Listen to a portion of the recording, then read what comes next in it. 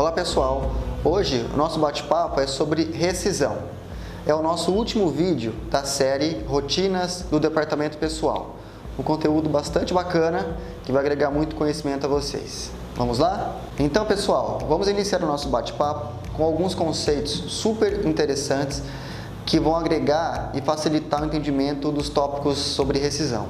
Lembrando que rescisão é um assunto muito mais complexo, existe N fatores, a legislação ela é bem completa com relação a esse tema, mas o intuito do nosso vídeo é dar uma noção geral do que realmente acontece no dia a dia e principalmente trazer para vocês as dificuldades que eu enxergo aqui no escritório para que vocês tenham esse conhecimento e consigam aí desenvolver a prática da rescisão, que ela é costumeira nas empresas, de uma maneira muito mais tranquila.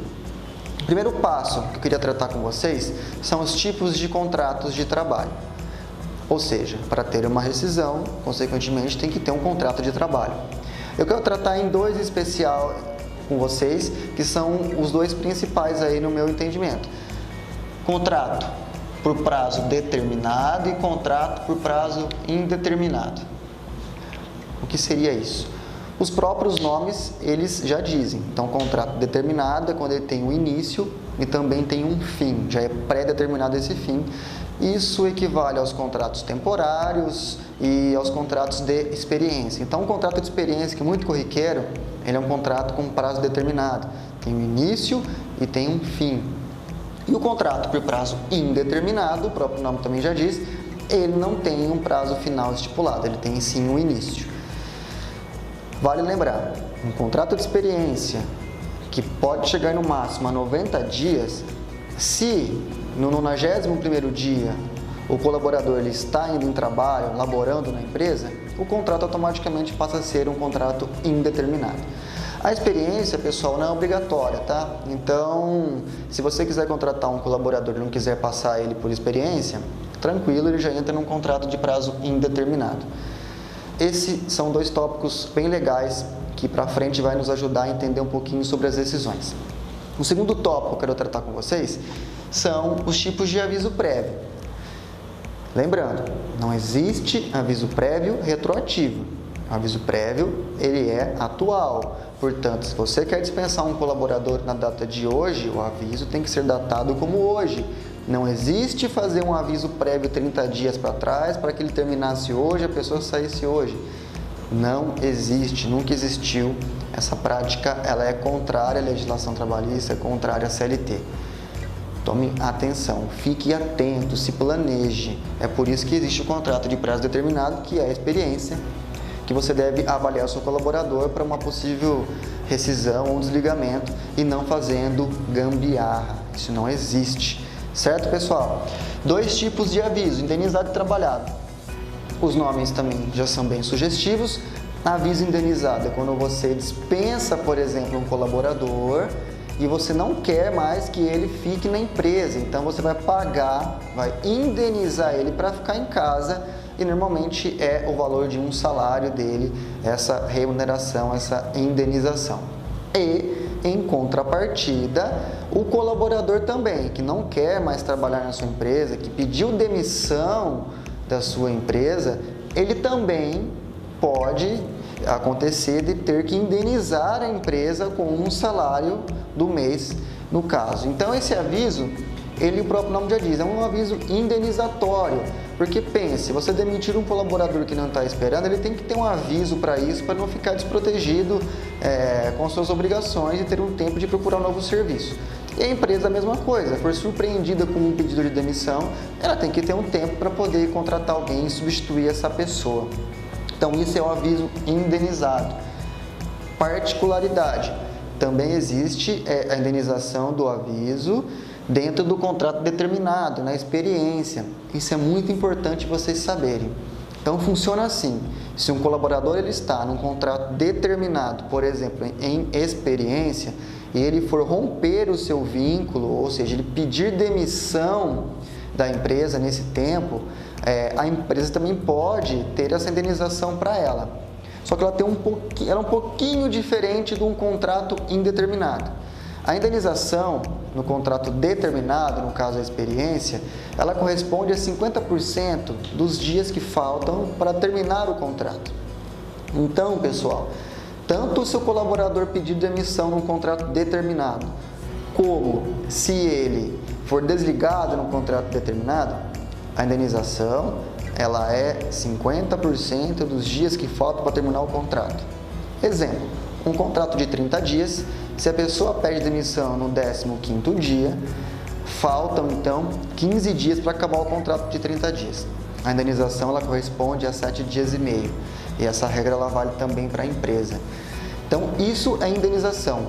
Isso é a parte da legislação que protege tanto o empregado como o empregador. E o outro tipo de aviso que eu quero trazer para vocês é o aviso trabalhado. Ou seja, se o empregador demite um colaborador e não quer indenizar o aviso, quer que ele continue na empresa, ele tem que cumprir o aviso e trabalhar ou 30 dias, reduzindo sua carga horária em 2 horas, ou trabalha 23 dias, reduzindo em uma semana aí, a sua jornada, o seu aviso. Informação importante. Os 2 tipos de aviso devem ser fornecidos ao colaborador no ato da dispensa ou o colaborador fazer uma carta a próprio punho pedindo demissão. Isso tem que estar documentado. Então, existe um modelo de aviso prévio indenizado, existe um modelo de aviso prévio trabalhado que deve ser fornecido para a empresa, a empresa fornecer para o colaborador. E se o colaborador vier a pedir demissão, tem que fazer uma cartinha para o punho, solicitando a sua dispensa e mencionando se vai ou não aí cumprir o aviso. Seguindo então, pessoal, vamos tratar agora sobre as demissões, os tipos possíveis então de demissões. Então tem com justa causa, sem justa causa, o acordo. Com a legislação agora, com a reforma trabalhista de novembro de 17, foi possível fazer um acordo, esse acordo legal, tá, gente? Não aquele acordinho por fora que sempre foi feito. Isso não existe, isso é fraude, isso é perigoso, atenção. Já existe um acordo que a reforma trabalhista prevê que ela é benéfica tanto para um colaborador como para a empresa. Fique atento que eu vou explicar. E também, não menos importante, o pedido de demissão, que a gente já tratou anteriormente aí no nosso bate-papo. Seguindo, pessoal, vamos tratar um pouquinho sobre cada um desses. Coloquei em primeiro lugar demissão com justa causa, que não é tão corriqueira, mas é muito importante trazer essa elucidação a vocês, que direto acontece no escritório, os empregadores querendo demitir um colaborador por justa causa. Não é tão simples assim. Não basta ele cometer uma falta e você pode dispensar por justa causa. Tem que seguir alguns procedimentos, tem que seguir, comprovar às vezes a falta para que essa dispensa ela possa ocorrer. Então, exemplo, para que você fique documentado para a dispensa de um colaborador por justa causa, é aconselhável 3 advertências e 1 suspensão. Portanto, consequentemente, se a pessoa cometeu 3 faltas e tem 3 advertências e cometeu uma outra falta que gerou uma suspensão, você está documentado para uma demissão com justa causa. Fiquem atentos. Às vezes é preciso comprovar, é preciso se documentar, porque normalmente ninguém pensa nesses quesitos. Apenas a pessoa cometeu a falta, vai lá, eu quero dispensar com justa causa. Não é assim. Então, uma possível ação trabalhista, você precisa comprovar o motivo dessa dispensa e, costumeiramente, quem é dispensado por justa causa vai te acionar judicialmente. Então, fique atento. Mas esse é um tipo de demissão que ocorre, um dos motivos. Sem justa causa, todo mundo pode demitir um colaborador sem uma causa, ou seja, às vezes uma causa grave no caso. Ou está passando por dificuldade financeira, ou quer remanejar o quadro de funcionários, ou quer renovar, ou até mesmo a empresa precisa contratar um outro profissional que vai fazer essa função também. Legal. pode demitir sem justa causa, paga-se todos os direitos e você fica tranquilo com relação a isso. Existe algo muito interessante agora com a reforma trabalhista, o acordo por dentro, tá, pessoal? O acordo por fora, que a pessoa devolvia a multa, isso não existe, isso nunca existiu, isso não pode fazer, isso não pode ser feito. Legal? Existe um acordo agora por dentro, que é bem legal e tem algumas características. Quais são? Se você fizer um acordo com o seu colaborador para dispensá-lo, você, em vez de pagar 50% da multa do fundo de garantia, para quem não sabe é 50% e não 40%, 40% é do colaborador e 10% é da Caixa Econômica Federal. Então a multa é de 50% e não 40%, como sempre dizem. Num acordo a multa é 30%, vai 20% para o colaborador e 10% para a Caixa Econômica Federal. Então já é mais barato fazer um acordo por dentro do que você dispensar um colaborador. Segunda regrinha é que o colaborador ele pode movimentar apenas 80% do seu fundo de garantia, ou seja, ele vai ter direito a sacar apenas 80% do que estiver lá, não pode sacar mais que isso, uma regrinha da reforma. Terceira regrinha, esse colaborador não vai ter direito ao seguro-desemprego, como é feito um acordo, ele não pode dar entrada no seguro-desemprego. E a quarta regrinha, também não menos importante, se for um aviso indenizado, como a gente conversou agora anteriormente, o empregador deve apenas 50% do aviso, não é necessário pagar o aviso integral. Então esse acordo, pessoal, ele é benéfico. Sinceramente, eu vi muito pouco aqui no escritório, já foi feito, mas é uma alternativa legal, que faz com que a empresa economize e acaba saindo de bom tom para todos. É super bacana. E por fim, o pedido de demissão também é um motivo. A pessoa que não está contente com o trabalho tem todo o direito de pedir demissão e, consequentemente, se desligar do quadro da empresa. Finalizando, pessoal, o nosso bate-papo, a nossa série aí, rotinas do departamento pessoal, as principais dúvidas das rescisões. Pessoal, na dispensa de um colaborador, o que precisa é notificá-lo. Isso é uma dúvida muito frequente. Me ligam perguntando, vou dispensar uma pessoa, o que eu faço? Primeiro você deve notificar essa pessoa que ela está sendo dispensada, é um direito da empresa, como também a pessoa deve, ou o colaborador deve, notificar a empresa que não quer mais trabalhar.